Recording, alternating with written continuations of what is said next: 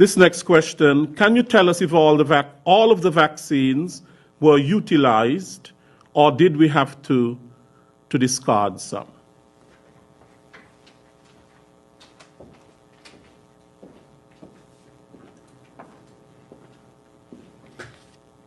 That's why I want to deal with this with some depth.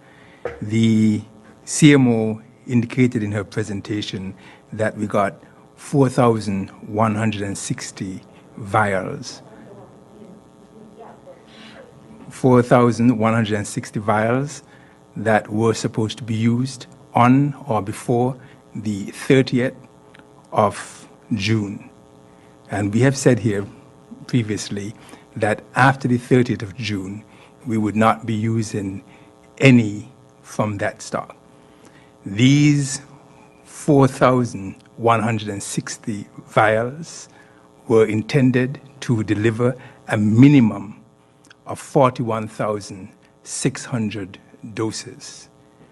It is not unusual for vials to be overfilled, sometimes up to 12 to 15%, because the manufacturers have to account for spillage and dead space in the needles, etc.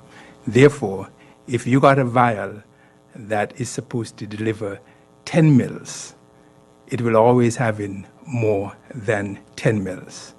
Therefore, if one were to use all 4,160 vials, depending on who was delivering and the amount of spillage, you could actually get more of the expected doses or less. Here in the Federation of St. Kitts and Nevis, we were happy that in using the vials that we were provided, we were able to get more than the minimum amount that was expected. So instead of delivering 41,600, we got an additional 250 doses. On a daily basis, sometimes we would get 8 doses from a vial, sometimes 10, sometimes 11, sometimes 12. And so in averaging over the 3+ months that we were administering the vaccines, we got an additional 250 doses.